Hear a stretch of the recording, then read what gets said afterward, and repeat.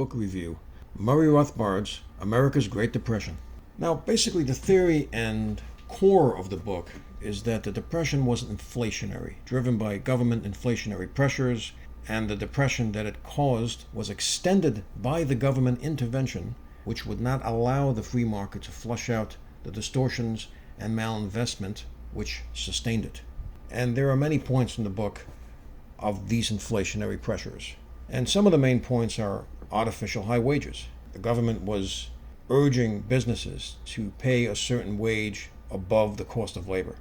And what this is going to do, it's going to make the products that they produce also at a high price. And as a result, there's going to be less of those products being sold.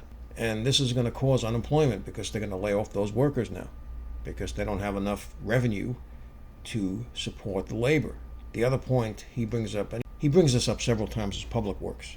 The government is on this mission to create jobs because the jobs are not there. It's a depression. Okay, we're going to just make jobs. Well, are those jobs in demand? The products they produce, are they in demand? There's no accountability. There's no incentive for the government to create jobs which are in demand in terms of the products that those jobs are going to create. And as a result, it ends up with inflation because these jobs, these workers need to be paid. The industries have to be subsidized. You get inflation, which basically puts pressure on the economy. You get more unemployment, and it just extends the problem.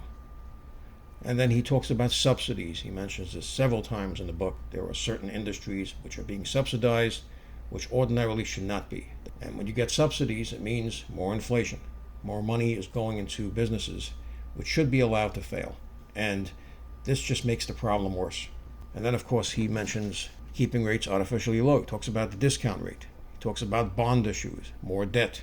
What this basically does is you get cheap money and you get credit expansion. And then you get the availability of this credit to businesses which are supposed to be liquidating debt. Some of them are making bad business decisions. They should be allowed to fail. So all this does is keep those businesses going ordinarily when they shouldn't be, which eventually leads to more unemployment. When these businesses eventually run out of the credit, they can't pay it back and they fail. And he's even critical of presidents, which are known to be more hands-off, more conservative, laissez-faire, such as Coolidge. I mean, he actually used a phrase to describe the Harding and Coolidge administration as the capadores of Wall Street. And he talks about this when the stock market was showing signs of flagging. They would support higher stock prices, which actually made the boom even stronger. So here you have political intervention, which is causing more of it. And of course, he mentions Hoover many times. He's critical of Hoover. Hoover was the Secretary of Commerce in the Coolidge administration. His policies were the same. His policies were the same as when he was president. So you're talking about the very beginning of the stock market boom. And then he became president. So Hoover was in the middle of it.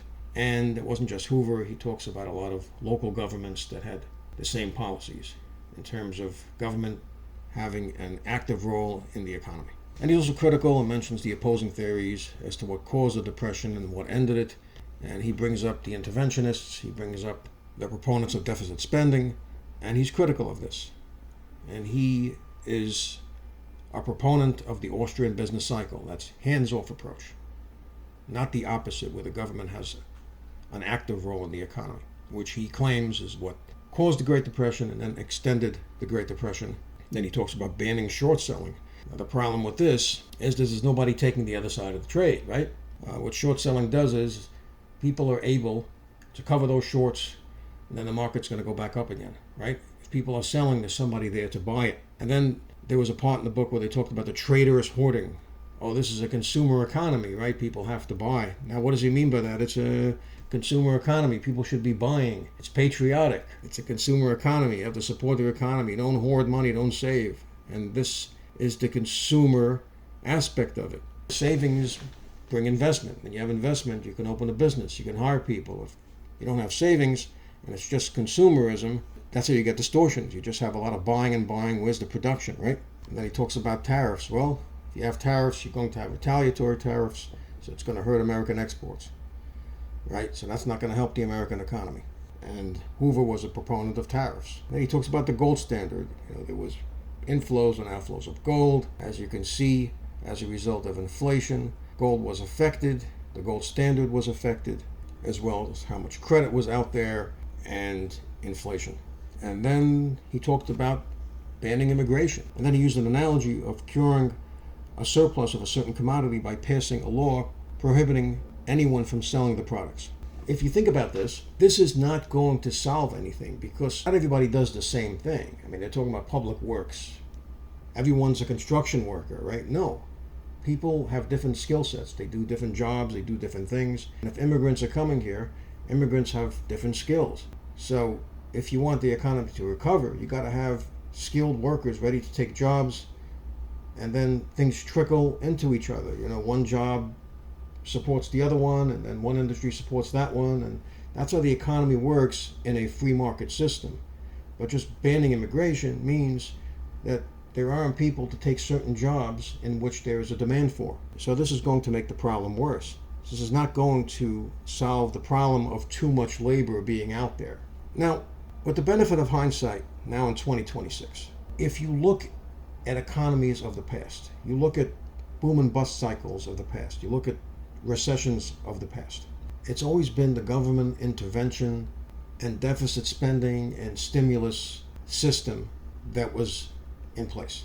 I mean, there have been many recessions since the Great Depression. I mean, you could just look at what happened in the 1970s during the oil crisis. You saw government intervention. And then you move on to the dot-com bubble, right? There was government intervention. And then you go to the financial crisis of 2008.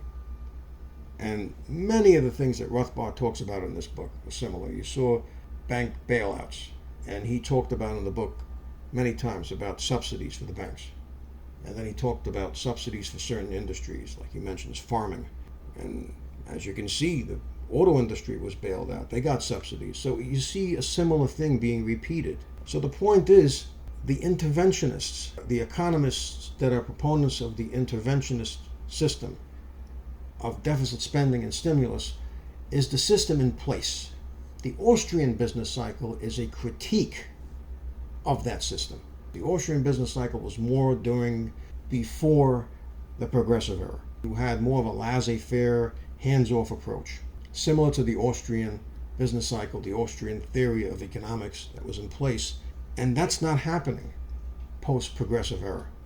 As far as I know, as far as studying economies and studying certain countries and regions around the world, it doesn't exist. It's a critique as opposed to being in practice.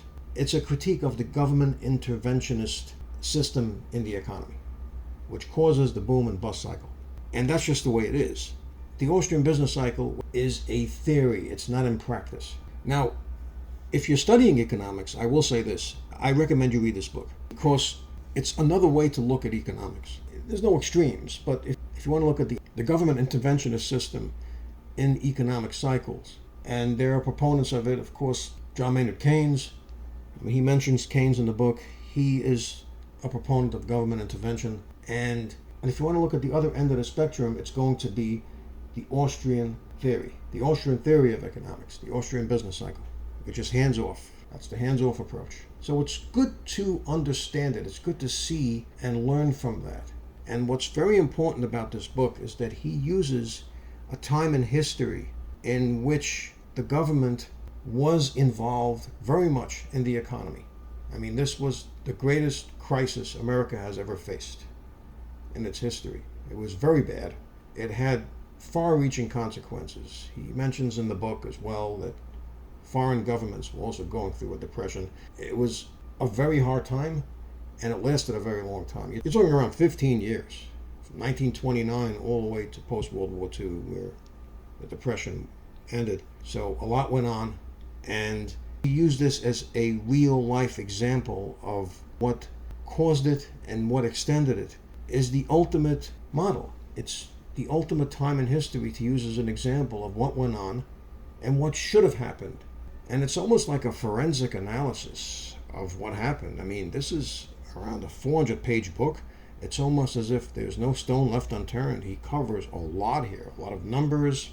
He shows how much governments spend during certain years and how it correlated with inflation going up and down. So there's a lot to cover here. He uses this time in history to prove his point. So it's good to learn this.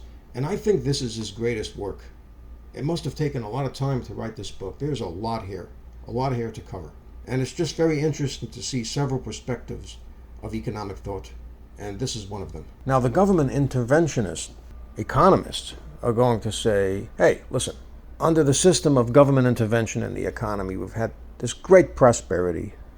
Human populations are at all-time highs. We've had all these amazing innovations, and we did it because government intervenes when it has to. And then the Austrians are going to say, well, we've had the greatest prosperity in human history.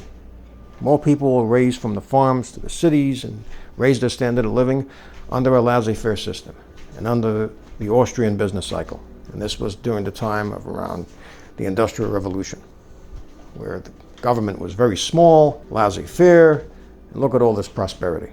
And then the interventionists are going to say, well, this is a different economy, this is a different time. And of course, they went from the Austrian business cycle mind frame to the government interventionist model. And they're going to say, well, we have a democracy, and this is what people vote for, right? This is what they wanted, and they supported this. So it's this argument that continues. So I hope you found this informative. Feel free to leave comments. Please like, share, and subscribe, and thank you for tuning in.